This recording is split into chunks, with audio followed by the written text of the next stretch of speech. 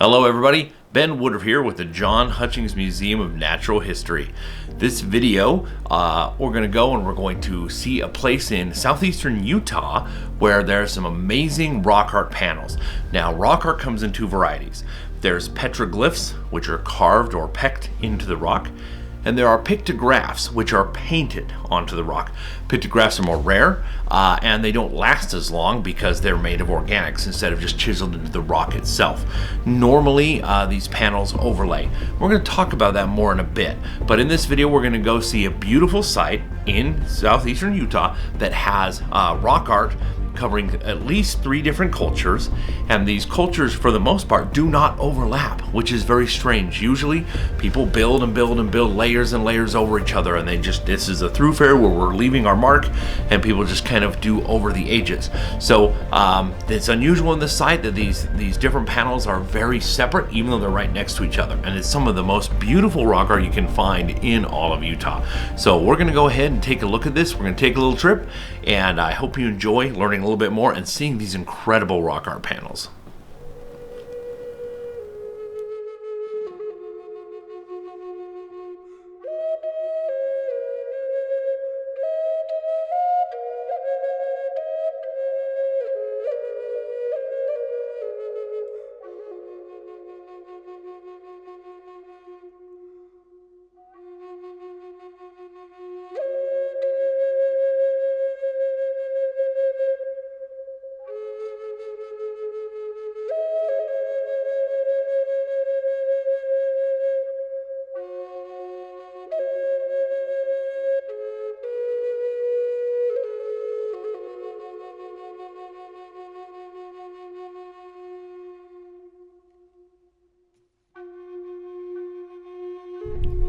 Hello, Ben Woodruff here. I'm here at a site that I like to affectionately call Rancor Canyon. That's not its real name, but that's what we like to call it around here. This is a beautiful spot in northern Utah.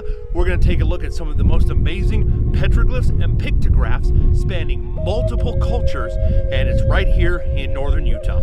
Let's go take a look.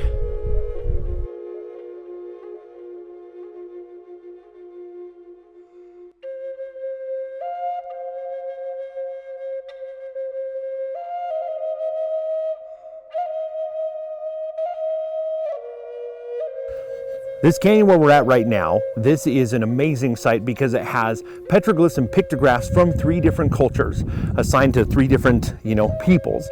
And the site directly behind me is the newest people. These are from historic times. It's normally attributed to the Ute people.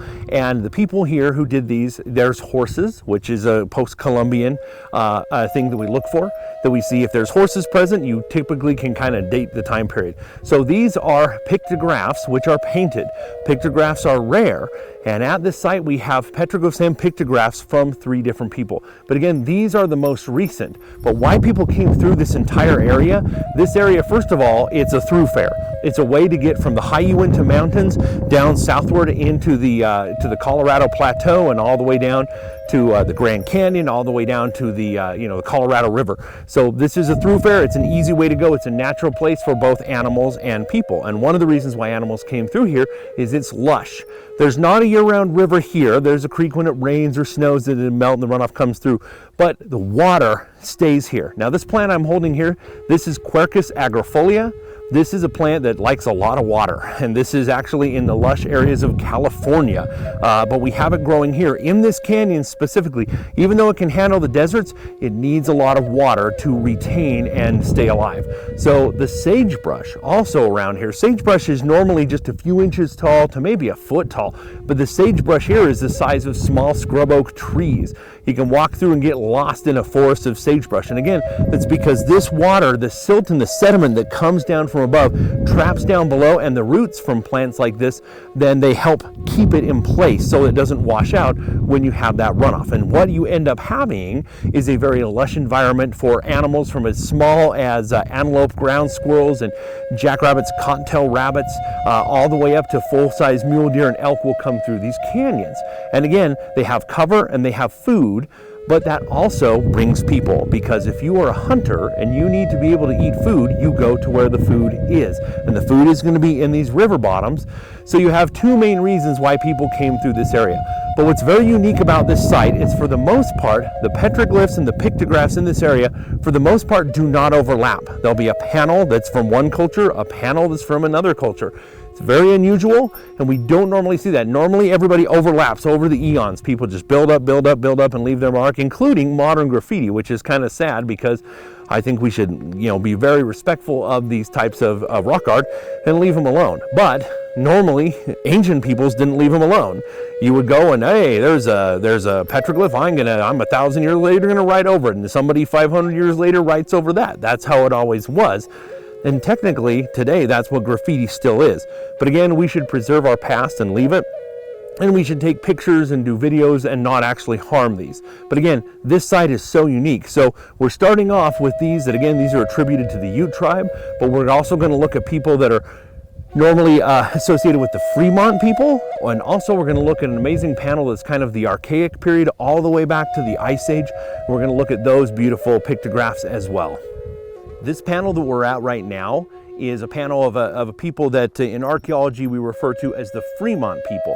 Now, we don't know exactly who the Fremont people were, but we know that at this site, these people came earlier than those pictographs they're fairly recent, historical times when you had horses and everything, and these panels that we're going to see in just a second that may date back all the way to the Ice Age. These people were in between. These were hunter-gatherers. These were people that at the archaeological sites we find that they did hunt, but they also grew corn or maize. And again, that corn was traded upward all the way from Mexico from a plant that was domesticated called teosinte. So, by 1200 years ago, then there was teosinte and there was maize and corn that making their way and being grown in this area. But this is not an archaeological site where people lived. This is where people came through. And the people that we call the Fremont people made these panels. And we only know that based off of the fact that we find very specific styles. These geometric body shapes with, headdresses and earrings are very common. And also, you always see a proliferation of bighorn sheep on petroglyphs like this. And the reason why, we're not entirely sure. It used to be assumed, well, bighorn sheep were something they hunted, so it was very important. Maybe sympathetic magic. Perhaps if we do depictions of these bighorn sheep, maybe it will, through those powers, invite bighorns there. But here's the interesting thing about that. At Fremont sites where villages have been excavated, very rarely are any bighorn sheep bones found. They find deer, they find elk, they find antelope, they find rabbits, but they very rarely find bighorns. So the suggestion has been made that the bighorn was a very symbolic, very spiritually important animal, a totemic creature to these Fremont people. You don't normally see bighorns with earlier or later petroglyphs or pictographs, but with the Fremonts, we usually see petroglyphs pecked into the stone instead of pictographs, which are painted. You do occasionally find Fremont pictographs, but usually they're petroglyphs, they're pecked in, and the style is very consistent all throughout the American West. We do know that these people traded back and forth with the ancestral Puebloan people. We know that they traded back and forth. They traded ideas. Some people have suggested they're the same people and that just the more southern ones are ancestral Puebloan. We don't know. We know they were connected. We know they traded back and forth. They traded ideas.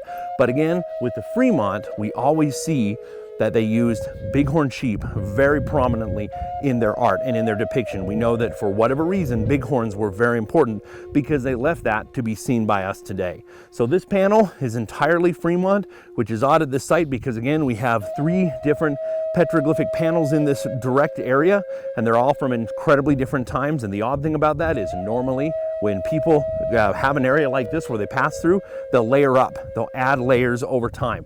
You write something down and you see it today with modern graffiti, which you should not do, but you see it today. People say, well, I'm going to leave my mark. That's what people have been doing here for thousands of years, but oddly, you don't see that here. Nobody else came and wrote over these petroglyphs. Only the Fremont people seem to have done so. That makes it quite a unique panel for this area. The panel we're looking at now is the oldest panel at this site, and there are some estimates to suggest that this could date back all the way to the Ice Age. Now, this corridor that we're going through juts up against the Uinta Mountains, and we know for a fact from artifacts that have gone back and forth since ancient times that there were stone that was used in Wyoming We call it banded tiger chert. And this banded tiger chert was very valuable, it was very useful for hunting, and it was used since the Ice Age. But as different tribes became more elaborate in their trade routes, that was traded from Wyoming through the Uinta Mountains north of us here and on southward down all the way down to Mexico.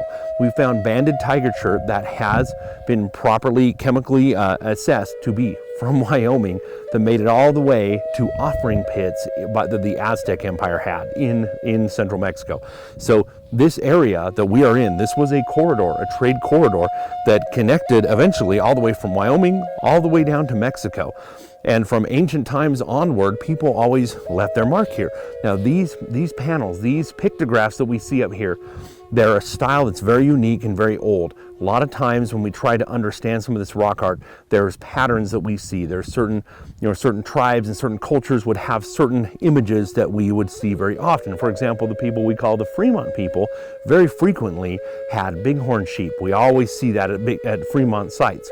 And there are Fremont petroglyphs just, of course, around the corner here. But these are much older. They're painted, and likely how they were painted on was with hide glue. So red ochre was taken and it was mixed with hide glue, which is granulized and boiled rawhide, and it makes a glue and a paint at the same time that, as you can see, will last through the eons. So this is a beautiful site, very unique and very odd.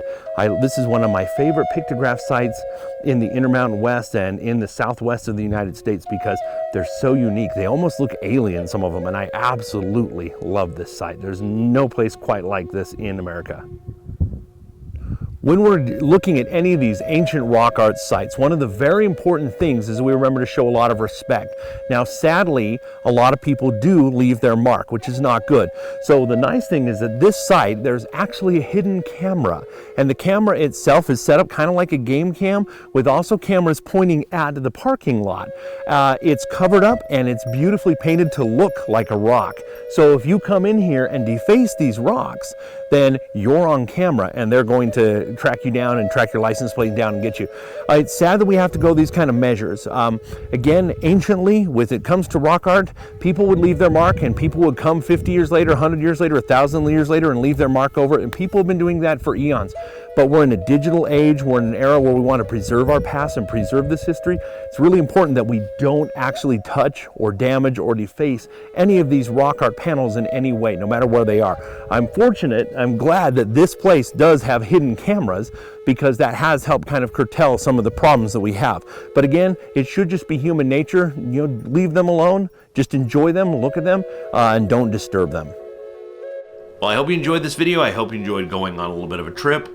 If you haven't already, if you could hit subscribe to our channel, we very much appreciate it as we're trying to get this channel up and going. And let us know in the comments if you would like more videos like this, where you go on kind of a little journey with us and get to see some of the amazing things, both the natural and cultural world out there. But as always, hope you keep learning, keep growing, and keep exploring this beautiful world.